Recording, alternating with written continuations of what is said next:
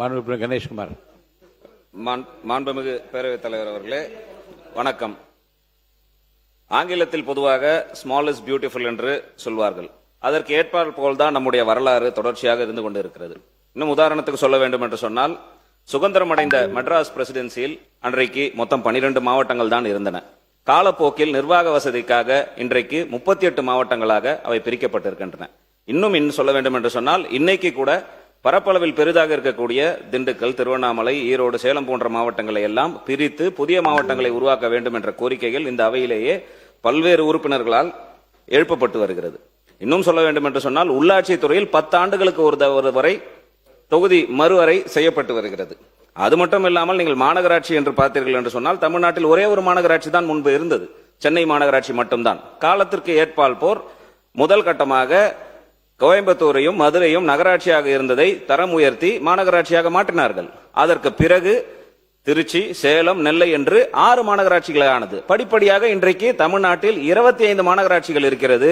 அதிலும் குறிப்பாக சொல்ல வேண்டும் என்று சொன்னால், ஒரே மாவட்டத்தில் 2 மாநகராட்சிகள் எல்லாம் இருக்கிறது. கோயம்புத்தூர், தஞ்சாவூர், கும்பகோணம் என்றெல்லாம்.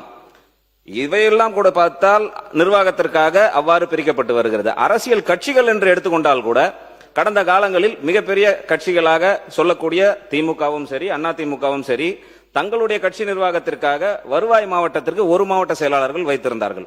அதற்கு பிறகு காலப்போக்கில் ஒரு வருவாய் மாவட்டத்திற்கு 2 மாவட்ட செயலாளர்களாக வைத்தார்கள். அதற்கு பிறகு கிழக்கு, மேற்கு, வடக்கு, தெற்கு, தென்கிழக்கிலிருந்து வடமேற்கு வரை இன்றைக்கு வந்துவிட்டது.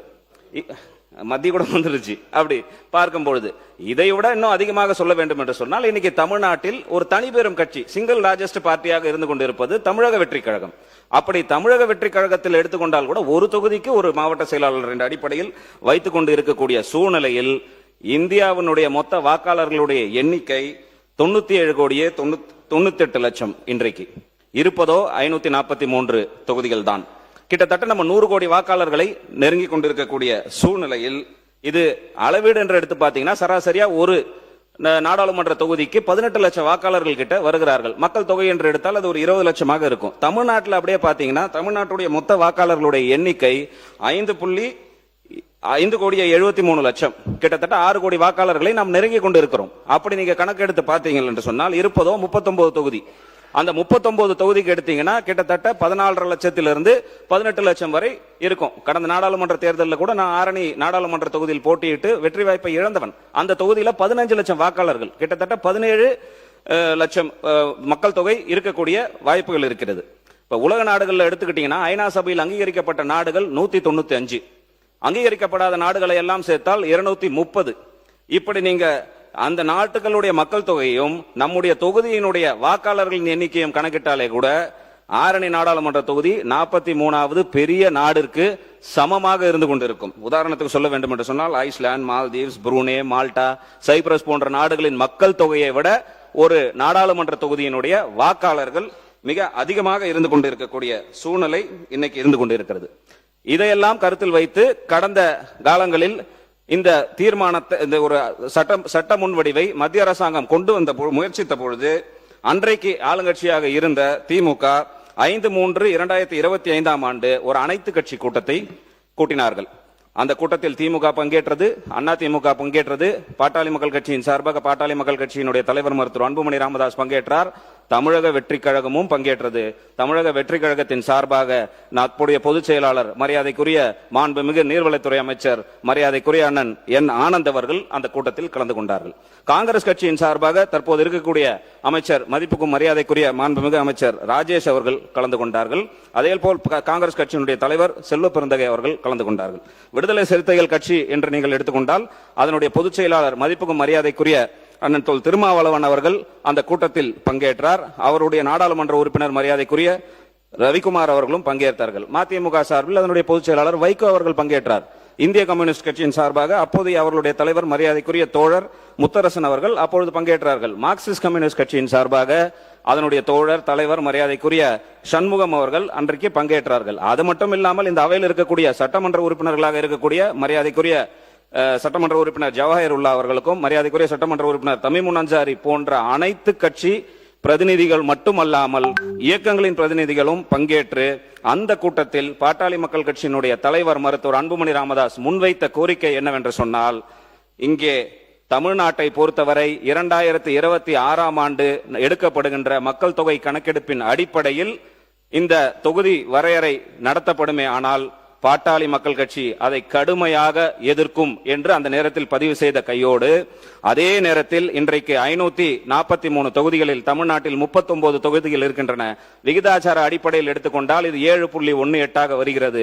இந்த 7.18 விகிதாச்சார அடிப்படைக்கு குறையாமல் இந்த தீர்மானத்தை தொகுதி மறுவரையை ஒன்றிய அரசு செய்யுமே ஆனால் அந்த தீர்மானத்தை பாட்டாளி மக்கள் கட்சி வரவேற்கும் என்று அன்றைக்கு அந்த கூட்டத்தில் பதிய வைக்கப்பட்டது. இதையே ஒட்டி அனைத்து கட்சிகளும் ஒன்றாக இணைந்து அந்த கூட்டத்தில் நிறைவேற்றப்பட்ட தீர்மானத்தின் அம்சங்கள் என்னவென்று சொன்னால், நாடாளுமன்றத்தில் தற்போதைய உறுப்பினர்களின் எண்ணிக்கை உயர்த்தப்படும் பட்சத்தில் 1971ஆம் ஆண்டு மக்கள் தொகை அடிப்படையில் தற்பொழுது நாடாளுமன்றத்தில் இரு அவைகளிலும் மாநிலங்களிடையே எந்த விகிதத்தில் தொகுதிகளின் எண்ணிக்கை உள்ளனவோ அதே விகிதத்தில் தமிழ்நாடு உட்பட தென் மாநிலங்களின் தொகுதிகளின் எண்ணிக்கையை உயர்த்துவதற்கு தேவையான அரசியல் சட்டத்தை மேற்கொள்ள வேண்டும் என ஒன்றிய அரசை இந்த அனைத்து கட்சி கூட்டம் வலியுறுத்துகிறது. தொகுதி மறுசீரமைப்பின் காரணமாக நாடாளுமன்றத்தில் தமிழ்நாட்டின் தற்போதைய பிரதிநிதித்துவமான சதவீதம் 7.18 என்பதை எக்காரணம் கொண்டும் ஒன்றிய அரசு மாற்றம் செய்யக்கூடாது என்று இந்த கூட்டம் வலியுறுத்துகிறது என்று அந்த கூட்டத்தில் அனைத்து கட்சி இங்க வந்திருக்கக்கூடிய அனைத்து கட்சியினுடைய பிரதிநிதிகளுடன் அந்த தீர்மானம் அன்றைக்கு நிறைவேற்றப்பட்டது. இதற்கு பிறகு ஏப்ரல் மாதம் 26ஆம் தேதி இந்த பில் நாடாளுமன்றத்தில் வந்த பொழுது தற்போதைய மாண்புமிகு உள்துறை அமைச்சர் மதிப்புக்கும் மரியாதைக்குரிய ஐயா அமித்ஷா அவர்கள் நாடாளுமன்றத்திலேயே தெளிவாக குறிப்பிட்டிருக்கிறார், Tamil Nadu has 39 seats which is 7.18%. After passage of this bill the number of MPs will be 59 and their percentage in the new house of 816 will be 7.23%. Tamil Nadu will also suffer no loss என்பதை தெளிவாக தெரிவித்து அந்தந்த மாநிலங்களில் அந்த விகிதாச்சாரத்தின் அடிப்படையில் தொகுதிகளின் எண்ணிக்கை அடிப்படையில் 50% உயர்த்தி அந்த 50%ம் மகளிருக்கென்று வழங்கப்படும் என்று தெளிவாக நாடாளுமன்றத்திலேயே தெரிவித்திருக்கிறார். அது மட்டுமல்லாமல் அதேபோல் பாரத பிரதமர் மரியாதைக்குரிய நரேந்திர மோடி அவர்கள் தேர்தல் நேரத்தில் அதுவும் குறிப்பாக ஏப்ரல் 5ஆம் தேதி 2026 கேரளத்தில் தேர்தல் பிரச்சாரத்துக்கு வந்த பொழுது இது குறித்த தெளிவான விளக்கத்தை தெரிவித்திருக்கிறார். Lok Sabha seats will not be reduced for southern states that have effectively controlled population growth. ஏனென்று சொன்னால் மக்கள் தொகை பெருகுவதை கட்டுப்படுத்தி இருக்கக்கூடிய தென் மாநிலங்களில் எந்த பாதிப்பும் வருவதற்கு ஒன்றிய அரசு விடுபடாது. The government will ensure that no state, whether it's Kerala, Tamil Nadu, Karnataka, Andhra Pradesh, Goa or Telangana faces reduction in Lok Sabha seat என்று பாரத பிரதமர் அவர்கள் தெளிவாக இந்த இடத்தில் அதை குறிப்பிட்டு சொல்லி இருக்கிறார். இவ்வாறெல்லாம் இருக்கும் பொழுது இன்னும் சொல்ல வேண்டும் என்று சொன்னால், அப்படி ஒரு தொகுதியின் அடிப்படையில் எண்ணிக்கை உயர்த்தப்பட்டால் 816 தொகுதிகள், அப்படி என்றால் கூடுதலாக 273 தொகுதிகள் நாடாளுமன்றத்தில் அதிகமாகிறது.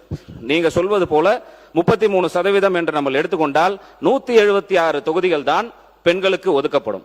ஆனால் இன்றைக்கு மத்திய அரசு அமித்ஷா அவர்கள் மாண்புமிகு உள்துறை அமைச்சர் அமித்ஷா அவர்கள் சொல்லியிருப்பதை போல நடைமுறைப்படுத்தினால் 273 தொகுதிகள் பெண்களுக்கு வழங்கப்படுவதற்கான வாய்ப்பு என்று இருந்து கொண்டிருக்கிறது. இன்னும் ஒருபடி சொல்லணும்னு சொன்னா, தமிழ்நாட்டில் 1962 41 எம்பிகள் இருந்தாங்க. அதற்கு பிறகு 72 தான் 39 குறைக்கப்பட்டது. இதெல்லாம் கடந்த கால வரலாறு. இன்னும் நீங்க தமிழ்நாட்டுக்கு எடுத்துக்கொண்டீர்கள் என்று சொன்னால், தற்போது இருக்கக்கூடிய 39 எம்பிகளை வைத்து நீங்கள் 33% என்று கணக்கீடு செய்தீர்கள் என்று சொன்னால், இன்றைக்கு 13 எம்பிகள் தான் அதிகமாக வருவார்கள், பெண்களாக இருப்பார்கள். ஆனால் இந்த சட்டம் அவர்கள் சொல்வது போல பெண்களுக்கு அந்த 50% உயர்த்தினால் 20 நாடாளுமன்ற உறுப்பினர்கள் தமிழ்நாட்டில் இருந்து மகளிர் நாடாளுமன்ற உறுப்பினர்கள் நாடாளுமன்றத்தை அலங்கரிப்பார்கள். இன்றைக்கு வெறும் 5 பெண் நாடாளுமன்ற உறுப்பினர்கள் தான் அந்த அவையை அலங்கரித்துக் கொண்டிருக்கிறார்கள். அது மட்டுமல்ல, நம்முடைய சட்டமன்றம் எடுத்துக்கொண்டால் கூட மாண்புமிகு முதலமைச்சர் அவர்கள் சொன்னது போல 234 தொகுதி இப்ப இருக்கின்ற வகையிலேயே நீங்கள் 33% மசோதாவை நிறைவேற்றினீர்கள் என்று சொன்னால் கூடுதலாக இன்றைக்கு மாண்பு உறுப்பினர் சுருக்கமா முடிச்சிருங்க. இன்னைக்கு 33% சொன்னீங்கன்னா 77 பெண் சட்டமன்ற உறுப்பினர்கள் தான் இந்த அவைக்கு கிடைப்பார்கள். ஆனால் நீங்கள் கூடுதலாக தொகுதியை வளர்த்து அதன் கூட நீங்க எடுத்து வச்சு பாத்தீங்கள் என்று சொன்னால் நமக்கு கூடுதலாக 117 பெண் சட்டமன்ற உறுப்பினர்கள், மகளிர் சட்டமன்ற உறுப்பினர்கள் நமக்கு கிடைப்பார்கள். இன்றைக்கு இந்த அவையை எடுத்துக்கொண்டால் எங்களுடைய சட்டமன்ற கட்சி தலைவர் முனைவர் சௌமியா அன்பணி அவர்கள் உட்பட தமிழக வெற்றி கழகத்தினுடைய மாண்புமிகு அமைச்சர்கள் 4 பெண் உறுப்பினர்கள் உட்பட முதலமைச்சர் சொல்வது போல் 23 பெண் உறுப்பினர்கள் தான் இன்றைக்கு இருக்கிறார்கள். அப்படி இவ்வாறெல்லாம் இருக்கும் பொழுது மகளிருடைய உரிமையும் அதிகாரம் பெறுவதற்கும் எதிராக நாம் எல்லாம் இருக்க போகிறோமா? ஒருபொழுதும் பாட்டாளி மக்கள் கட்சி அப்படி இந்த வேலையை செய்யாது. ஒருபொழுதும் பாட்டாளி மக்கள் கட்சி இப்படி செய்யாது. மேலும் சொல்ல வேண்டும் என்று சொன்னால், எனக்கு முன்னால் சொன்னது போல இது குறித்த எந்த சட்ட முன்வடிவோ அதிகாரப்பூர்வ அறிவிப்போ இதுவரை வெளிவரப்படவில்லை. எந்த நாடாளுமன்ற உறுப்பினருக்கும் கொடுக்கல. நேத்திய இந்த சட்டமன்ற நிகழ்வுல கூட மாண்புமிகு வேப்பநாளி சட்டமன்ற உறுப்பினர் ஒசூர் விமான நிலையம் குறித்து கேட்டபோது மாண்புமிகு தொழில்துறை அமைச்சர் அவர்கள் தெளிவா சொன்னாங்க, ஆதாரம் இருந்தா கொடுங்க, ஆதாரத்தை வைத்து பேசுவோம், வாய்வழி செய்தி எல்லாம் வைத்து பேசுவது முறையாக இருக்காது என்று மாண்புமிகு தொழில்துறை அமைச்சர் இதே அவையில் பதில் சொன்னார். ஆனால் இன்னைக்கு செவி வழி செய்தியை வைத்து ஒரு தீர்மானத்தை நாம் இங்கே கொண்டு வந்திருக்கிறோம் என்பதை நாம் கருத்தில் கொள்ள வேண்டும். இவ்வளவு பெரிய தொகுதியை ஒரு நாடாளுமன்ற உறுப்பினராக நிர்வகிப்பது வாய்ப்பே கிடையாது. எனவே இன்றைக்கு இந்த சட்டம் வருமா வராதா என்றெல்லாம் இருக்கக்கூடிய சூழ்நிலையில் இந்த நேரத்தில் இந்த சட்டம் கொண்டு வருவதற்கான அவசியம் என்ன இருக்கிறது? எனவே மாண்புமிகு முதலமைச்சர் அவர்கள் உடனடியாக இந்த தீர்மானத்தை திரும்ப பெற வேண்டும் என்று பாட்டாளி மக்கள் கட்சியின் சார்பாக கேட்டுக்கொள்கிறோம். ஏன் என்று சொன்னால், நடந்து முடிந்த அனைத்து கட்சி கூட்டத்தில் நம்முடைய கட்சி உட்பட அனைத்து கட்சியும் சேர்ந்துதான் இந்த தீர்மானத்தை நிறைவேற்றிருக்கிறோம். இன்றைக்கு இந்த தீர்மானத்தை நிறைவேற்றணும் என்று சொன்னால் அன்றைக்கு ஒரு நிலைப்பாடு, இன்றைக்கு ஒரு நிலைப்பாடு என்று அரசியல் இரட்டை நிலைப்பாடு என்ற பொருள் ஆகிவிடும்.